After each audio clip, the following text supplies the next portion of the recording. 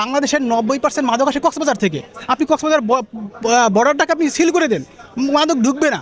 আপনার যদি এই এই এই কনভেনশনের ভিতরে যদি গেট থেকে বলে কোনো মাদক ঢুকবে না, তাহলে বিদেশে মাদকতা তখন সম্ভাবনাই নেই। তাহলে আপনি জালঘাটে গিয়ে 2জনকে ধরেন, 5জনকে খবরে নিয়ে আসেন, আসলে এটা একটা প্রসেস কি, আজকে ধরলেন কালকে ছেড়ে দিলেন, মানে এটা বিজনেস, এটা বিজনেস। মোহাম্মদ হাবিবুল বাশার, ঝালকাঠি 2 আসন থেকে এনসিপির মনোনয়নপত্র নিয়েছি। ঝালকাঠি 2 থেকে যদি আমাকে নমিশন দেওয়া হয় এনসিপির পক্ষ থেকে, তাহলে আমি ঝালকাঠি 2কে কীভাবে সাজাবো। আমি আপনাকে কয়েকটা বিষয় টাচ দিই। একটা বিষয় দেখেন, ঝালকাঠি 2-এ যত মানুষ আছে তার বেশিরভাগই ঢাকামুখী। তো এইটা আমি ঢাকামুখী, এটাকে আগে কমাতে হবে, হ্রাস করতে হবে আমাকে। তাহলে হ্রাস করার জন্য কী করতে হবে আমাকে এখানে কর্মসংস্থানের সুযোগ তৈরি করতে হবে। তাহলে আমি এখানে চাচ্ছি এখানে কম্পিউটার আইটি ইনস্টিটিউট তৈরি করবো আমি এখানে। আমার এটা প্রথম টার্গেট, এইটা 1 নম্বরে এইটা। 2 নম্বরে আমার যত পতিত যত জায়গা আছে, তত জমি আছে, সব জমিতে চাষাবাদের জন্য কৃষকদের কাজে লাগাবো। তাহলে এখানে আমার কর্মসংস্থান বৃদ্ধি পাবে এখানে। 2 নম্বরে আমাদের বিষখালী নদীতে আপনি জানেন এখানে ভালো ইলিশ মাছ পাওয়া যায় আমাদের ওখানে।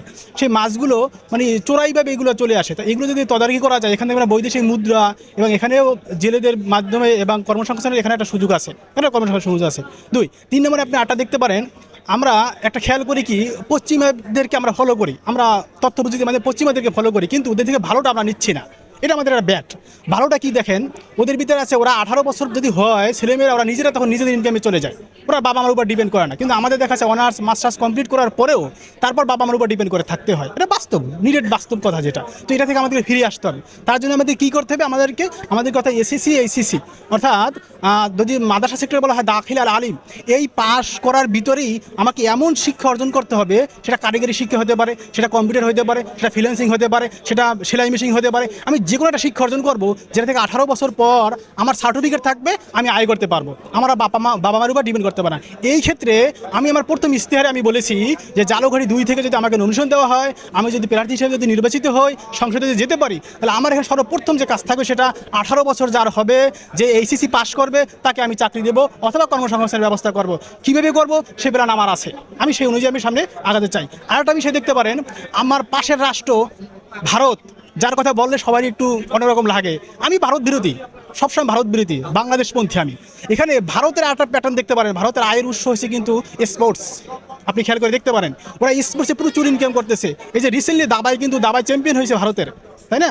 তাহলে আমাদের ঝালকাঠি থেকে এরকম কোনো ক্রিকেটার, ফুটবলার বা সাঁতারু এরকম কোনো আমাদের ঝালকাঠি থেকে নেই।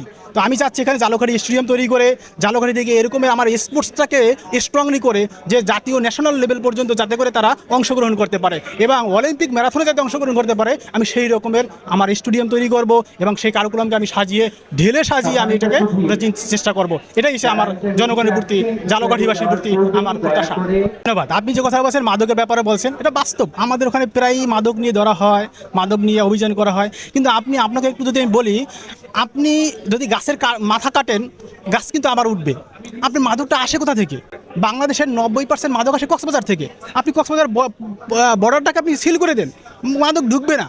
আপনার যদি এই এই এই কনভেনশনের ভিতরে যদি গেট থেকে বলে কোনো মাদক ঢুকবে না, তাহলে বিদেশে মাদকতা তখন সম্ভাবনাই নেই। তাহলে আপনি জালঘাটে গিয়ে 2জনকে ধরেন, 5জনকে খবরে নিয়ে আসেন, আসলে এটা একটা প্রসেস কি, আজকে ধরলেন কালকে ছেড়ে দিলেন, মানে এটা বিজনেস, এটা বিজনেস। তাহলে মাদক নির্মূল করতে হলে আপনাকে মূল point, turning point, border point থেকে নো মাদক, সেটা যেই হোক না কেন, এখানে যদি প্রেসিডেন্টের অর্ডার থাকে ঢুকবে না, ডাইরেক্ট ওপেন করে দাও। কারণ এখন আমাদের তথ্য প্রযুক্তি এতটাও মানে এগিয়ে যাচ্ছে যে এখানে কাউকে তরুণ প্রজন্ম ভয় পায় না। কিন্তু আমি যদি ঝালকাঠি আসন থেকে এভাবে আসি, আমি প্রথম মাদক যারা এই সেক্টরে যারা বড় বড় গডফাদার যারা আছে, তাদেরকে আমি আমন্ত্রণ করবো একবার সাদরে। আমি মানুষ হিসেবে সবাইকে ডাকবো যে আসেন, আপনার কী কী অভাব আছে বলেন, আপনি কেন এই কাজটা করতেছেন, আপনি মাদক থেকে ফিরে আসতে আপনার কী কী দরকার, আপনাকে আমি কর্মসংস্থানের ব্যবস্থা করে দিচ্ছি। এবার যাদেরকে রিহাবে দরকার তাদেরকে রিহাবে পাঠাবো। টোটাল মাদক একবার 0 টলারেন্সে নিয়ে নেব।